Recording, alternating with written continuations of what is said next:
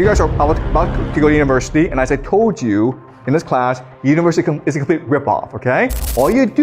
You don't need college to learn stuff, okay? Everything is available basically for free. You can learn anything you want for free. It is not a question of learning. All you're doing is you're paying for the nice salaries and perks of these administrators at university. You're not really paying for the professors, all right? You're paying for the administrators to have their nice lives. And so what I would do is maybe not go to university.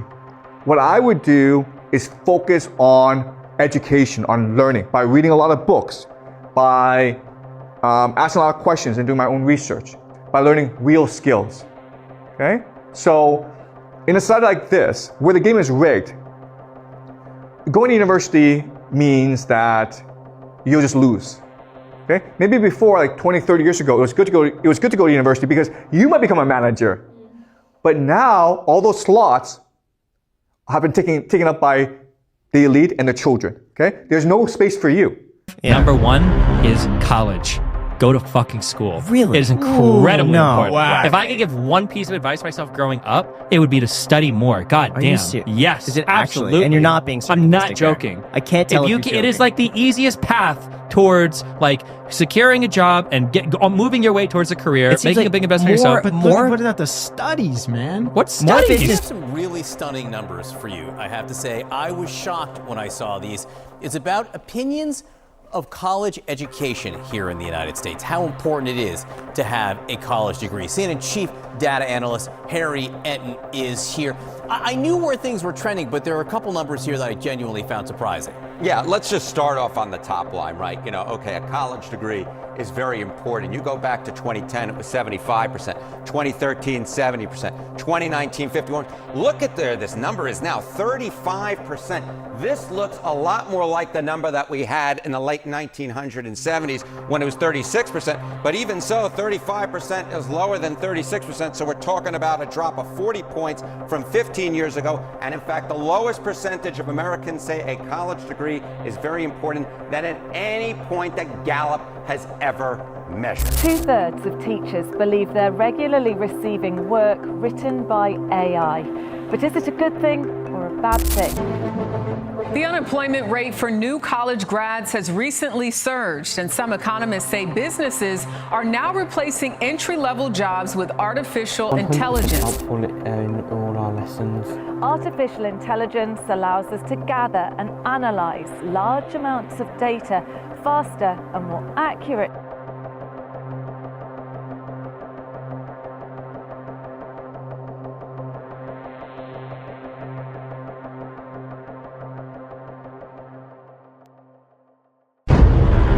The Zimbopreneur production. School is a scam. You've probably heard this phrase tossed around. But have you ever stopped to think about what it really means? Well, today we're diving deep into this idea, especially within the context of the Zimbabwean educational system. And trust me, the rabbit hole goes way deeper than you might think. So let's start with a little history lesson. The Zimbabwean educational system we know today didn't just pop up out of nowhere. Like many of our institutions, it was heavily influenced by the British system during colonial times. And the British system? Well, that was based on something called the Victorian model, developed back in the 19th century. This Victorian model wasn't designed with your self-actualization in mind. Nope. It was built with two very specific purposes: economic utility and social control. Back then, the Industrial Revolution was in full swing, and factories were popping up everywhere. The economy needed workers, lots of them. People who could read, write, and do basic arithmetic to keep the machines running and the offices in order. Creativity? Not necessary. Individuality? Please, that's a liability.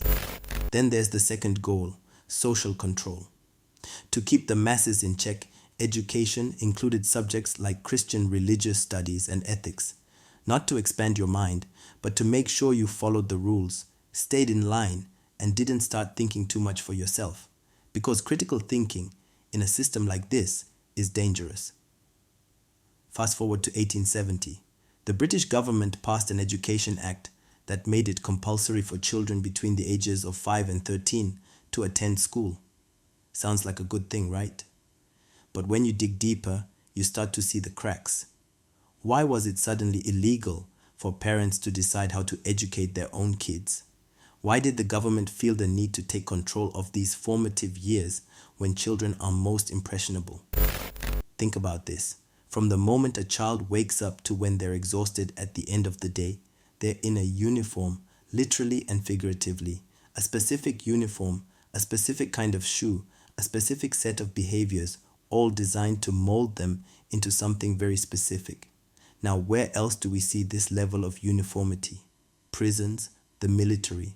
It's no coincidence. What's the result of this? Well, look at the way classrooms are structured. Rows and columns, everything in perfect order, no room for deviation. You spend 15 plus years in this system, and by the end, you're not encouraged to think for yourself. You're taught to follow the rules, fit into the system, and not cause any trouble. And guess what? That's exactly what the system was designed to do. But here's the kicker. The real innovators, the ones who create the systems that we all work in, they don't come from this mold. They're often the misfits, the dropouts, the ones who didn't fit the system's definition of success. The same system that rejected them ends up relying on the innovations they create. So, what's the takeaway here? I'm not saying don't educate your kids. Education is crucial, but be aware of the system you're putting them in. Don't let it kill their creativity or their ability to think critically.